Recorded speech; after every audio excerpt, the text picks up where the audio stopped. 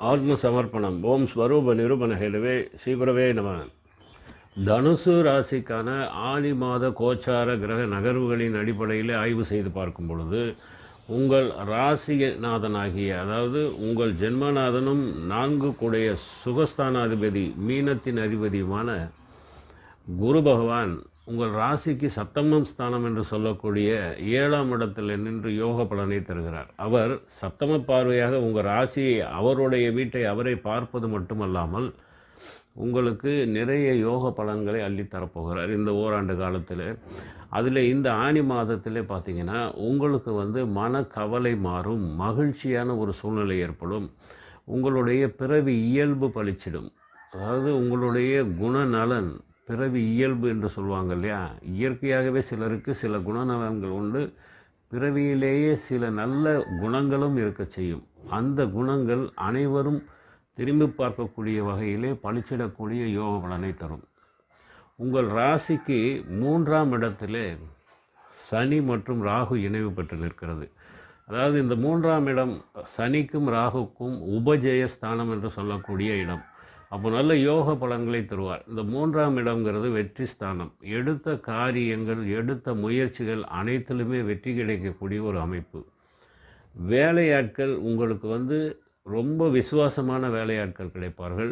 வேலையாட்கள் நீங்கள் சொன்ன வேலையை சொன்ன நேரத்துக்கு முன்னாடி செய்து கொடுக்கக்கூடிய அமைப்பு. தொழில் வியாபாரம் செய்பவர்களுக்கு உங்களுடைய வியாபார மேன்மை ஏற்படும், தொழில் மேன்மை ஏற்படும். வியாபார விருத்தியும் உண்டு, தொழில் விருத்தியும் உண்டு. அதாவது விரிவுபடுத்தக்கூடிய அமைப்பையும் தரும். உத்தியோகத்தில் இருப்பவர்களுக்கு உத்தியோக மேன்மை உண்டு. அதாவது ஆட்சி அதிகாரமிக்க பதவியில் அமரக்கூடிய யோகம், ஊதிய உயர்வு, பதவி உயர்வு அதுவும் கிடைக்கப்பெறும். மேலும் பார்த்திங்கன்னா இந்த 3ஆம் இடம்ங்கிறது தாயாருக்குரிய இடம். தாயாருக்கு பாதிக்கக்கூடிய அமைப்புகள் என்னென்ன இருக்கோ அது எல்லாமே சரியாகக்கூடிய அமைப்பு. மேலும் பார்த்திங்கன்னா உங்களுடைய ராசிநாதன் மிதுனத்தில் நின்று பாக்கிய பார்வையாக இந்த கும்பத்தை பார்க்குறார். அதாவது சனியையும் ராகுவும் பார்க்குறார். அப்போ மேன்மேலும் நல்ல யோக பலன்கள் உங்களுக்கு கிடைக்கக்கூடிய அமைப்பை தரும். இந்த 3ஆம் இடம்ங்கிறது வீட்டில் விசேஷ காரியங்கள் நடக்கக்கூடிய அமைப்பை தரும். விசேஷ காரியம்னா திருமணம் தடை தாமதப்பட்டு கொண்டிருந்தவர்களுக்கு திருமண காரியங்கள் நடைபெறும். அது மட்டுமல்ல, இதுவரைக்கும் புத்திர பாக்கியம் தடை தாமதம் இருந்தவர்களுக்கு சந்தான பாக்கியம் கிடைக்கக்கூடிய ஒரு யோக பலனும் உண்டு. உங்களுக்கு திருமண வயதாக இருந்தால் கண்டிப்பாக இந்த ஆண்டுக்குள், இந்த மாதத்திற்குள் திருமணம் நிச்சயிக்கக்கூடிய அமைப்பையும் தரும். அதே உங்களுடைய குழந்தைகளுக்கு திருமண வயதாக இருந்தால் அவர்களுக்கு திருமணம் நிச்சயமாகக்கூடிய ஒரு யோக பலனை தரும். அல்லது உங்களுடைய சகோதர சகோதரிகளுக்கு திருமண வயதாக இருந்தால் உங்களுடைய யோக பலன் அவர்களுக்கு நீங்கள் முன்னின்று திருமணத்தை ஏற்பாடு செய்து நடத்தக்கூடிய ஒரு அமைப்பை தரும். இந்த 3ஆம் இடம்ங்கிறது வெற்றி ஸ்தானமும் கூட, அதே நேரம் சுப காரியங்கள் நடத்தக்கூடிய அமைப்பையும் தரும். வீட்டில் நடக்கக்கூடிய சுப காரியங்கள் தடை தாமதப்பட்டது இந்த காலகட்டத்தில் கண்டிப்பாக நடைபெறும், நிறைவேறும். மேலும் சுகஸ்தானம் என்று சொல்லக்கூடிய 4ஆம் இடத்தின் அதிபதியும் உங்கள் ஜென்மநாதன்.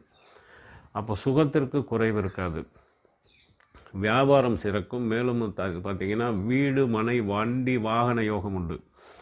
வீடு இல்லாதவர்களுக்கு வீடு கட்டக்கூடிய, வீட்டை வாங்கக்கூடிய அல்லது இடம் வாங்கக்கூடிய ஒரு யோக பலனை தரும். ஏற்கனவே நீங்கள் பழைய வாகனங்களை வைத்து நிறைய விரய செலவுகள் செய்திருந்தால் அந்த விரயங்கள் நின்றுவிடும். ஒன்று விரயம் நிற்கும், மாறி மாறி அந்த வேலை கொடுத்து கொண்டிருந்த வாகனம் சரியாகிவிடும், அல்லது அந்த பழைய வாகனத்தை கொடுத்து புது வாகனத்தை வாங்கக்கூடிய ஒரு யோகத்தையும் தரும். மேலும் பார்த்திங்கன்னா மருந்து வகைகளுக்காக செலவு செய்து கொண்டிருந்தது, மருத்துவ செலவுகள் நின்றுவிடும். கொஞ்சம் கொஞ்சமாக குறைஞ்சி மருத்துவ செலவு சுத்தமாக இல்லாமல் நின்றுவிடக்கூடிய ஒரு யோக அமைப்பையும் தரும். மேலும் இந்த 4ஆம் இடம்ங்கிறது நண்பர்கள், உறவினர்கள், பிரிவினையில் இருந்தவங்க உங்களை தேடி சேரக்கூடிய அமைப்பு, இணக்கமான சூழ்நிலை, அவர்கள் இணையக்கூடிய சூழ்நிலையை அமைத்து தரும். மேலும் அவர்கள் உங்களுக்கு தேவையான நேரத்திலே தேவையான உதவிகளை செய்யக்கூடிய ஒரு அமைப்பையும் தரும். இப்போது இந்த 4ஆம் பாவகம்ங்கிறது கல்வியிலே மேல்நிலை கல்வி, உயர்நிலை கல்வி படிக்கக்கூடியவர்களுக்கு யோகா அமைப்பை தரும். அவர்களுக்கு நல்ல ரிசல்ட்டும் வரும். அந்த படிப்பை முடித்து பட்டம் வாங்கக்கூடிய யோக அமைப்பையும் தரும். போட்டி பந்தயங்கள், கேளிக்கைகள், விளையாட்டுகளிலே கலந்து கொள்ளக்கூடிய அமைப்பையும் தரும். அதாவது கேளிக்கை விஷயங்களுக்காக நீங்கள் சென்று அதற்கு நேரத்தை ஒதுக்கி செலவிடக்கூடிய அமைப்பு. இந்த கேளிக்கை விஷயங்கள் மட்டுமல்ல, வெளி பிரயாணங்கள் சுற்றுலா பிரயாணங்கள் செல்லக்கூடிய அமைப்பையும் தரும். வியாபார ரீதியாகவோ அல்லது தொழில் ரீதியாகவோ அல்லது உத்தியோக ரீதியாகவோ நீங்கள் பிரயாணம் செய்தால் அந்த பிரயாணங்கள் உங்கள் வெற்றியை தரும். மேலும் உங்கள் ராசிக்கு 5ஆம் இடமான மேஷத்திலே சுக்கிரன் 6 மற்றும் 11 அதிபதி, லாபஸ்தான அதிபதி 5ல் நிற்கிறார். இப்போ 5ல் நின்ற சுக்கிரன் யோக பலனை தரப்போகிறார். அப்போது லாபத்திற்கு குறைவு இருக்காது. வெளிநாட்டு பிரயாணம் அடிக்கடி சென்று வரக்கூடிய அமைப்பை தரும்.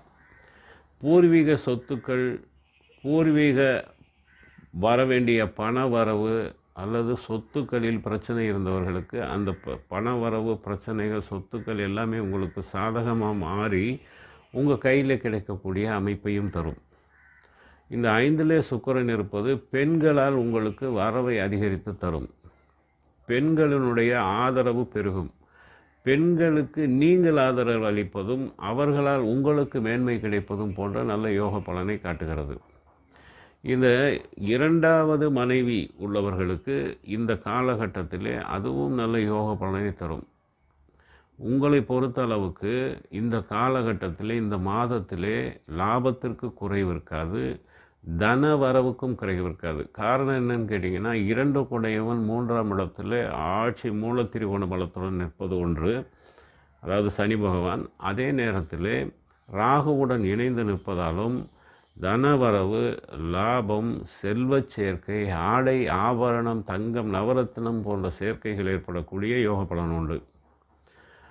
இதுக்கு அடுத்து களத்திரஸ்தானம் என்று சொல்லக்கூடிய 7ஆம் இடத்துல உங்கள் ராசிநாதன் அங்கே சூரியனுடன் இணைவு பெற்று நிற்கிறார். அந்த சூரியனுடன் இணைவு பெற்று நிற்கிறதுனால உங்களுக்கு இந்த காலகட்டத்திலே மனைவியால் வருமானம், மனைவி வழியிலே வர வேண்டிய சொத்துக்கள் சேரும். நீங்கள் பெண்களாக இருந்தால் உங்களுக்கு கணவன் வழியிலே வர வேண்டிய சொத்துக்களில் பிரச்சனை, அதனாலே தாமதம் இருந்தவர்களுக்கு கண்டிப்பாக அந்த சொத்துக்கள் உங்கள் கைக்கு சேரக்கூடிய அமைப்பையும் தரும். அடுத்து பார்த்தீங்கன்னா, உங்கள் ராசிக்கு பாக்கியஸ்தானம் என்று சொல்லக்கூடிய 9ஆம் இடத்துல கேது. இந்த 9இன் அதிபதி சூரிய பகவான், சிம்மத்தின் அதிபதி, உங்கள் ராசிக்கு களத்திரஸ்தானத்தில் நிற்கிறது ஒரு யோக பலன். அதே நேரத்தில் அந்த பாக்கியஸ்தானத்திலே கேதுவுடன் செவ்வாய் இணைந்து நிற்கிறார். செவ்வாய் மகம் நட்சத்திரத்தில் நின்று கேதுவின் சாரம் வாங்கியிருக்கிறார். அப்போ பார்த்தீங்கன்னா, உங்களுக்கு இந்த காலகட்டத்திலே இந்த பாக்கியஸ்தானம் என்று சொல்லக்கூடிய தந்தை வழி வர வேண்டிய பண வரவு, சொத்துக்கள் கிடைக்கப்பெறும். தர்ம காரியங்களில் அதிக அளவிலே ஈடுபடுவீர்கள். கோவில் திருப்பணிகளிலே ஈடுபடக்கூடிய அமைப்பு. மேலும் குருவை சார்ந்த சேவைகள் செய்வீர்கள். குருவின் உபதேசம் கிடைக்கப்பெறும். நீர்நிலைகள் ஏற்படுத்தணும்னு நினைக்கிறவங்க நீர்நிலைகளை ஏற்படுத்துங்க. கண்டிப்பாக நீர்நிலைகளால் உங்களுக்கு நல்ல யோக பலன் உண்டு. போர் போட்டிங்கன்னா நல்ல ரிசல்ட் கிடைக்கும். நிறைய தண்ணீர் வரக்கூடிய ஒரு இடமாக கிடைத்து நீங்கள் போர் போடுற இடமே அந்த அமைப்பில் கிடைக்கக்கூடிய யோக பலனை தரும். மேலும் விவசாயம் செய்பவர்களுக்கு விவசாயத்தில் எந்த ஒரு குறையும் இருக்காது. மகசூல் சிறப்பாக இருக்கும். அந்த விவசாயத்தில் மகசூல் சிறப்பாக இருப்பதோடு மட்டுமல்லாமல் உங்களுக்கு அந்த கிடைக்கக்கூடிய மகசூல் அதிக அளவிலே விலை கிடைக்கக்கூடிய அமைப்பை தரும். நல்ல விலை போகும். அப்போது நிறைய தன லாபம் கிடைக்கப்பெறும். இந்த லாபம் கிடைக்கும். அதே நேரத்தில் பெண்கள் வழி பணவரவு நம்ம பார்த்தோம். இப்போ மூத்த சகோதர சகோதரிகளுக்கு நல்ல யோக அமைப்புகளை தரும்.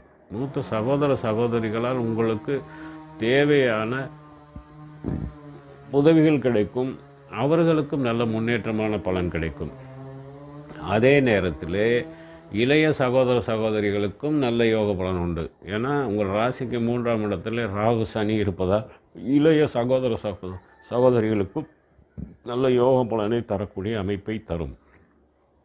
இந்த ஆனி மாதம் தனுசு ராசிக்காரர்களுக்கு நல்ல ஒரு யோக பலன் தரக்கூடிய மாதமாக அமையும். இதுவரை வந்த பதிவுகள் அடுத்து வரக்கூடிய பதிவுகளை நீங்கள் பார்க்கணுன்னு விரும்புனீங்கன்னா சப்ஸ்கிரைப் பண்ணுங்கள், லைக் பண்ணுங்கள். நன்றி. ஓம் சிவாய நம.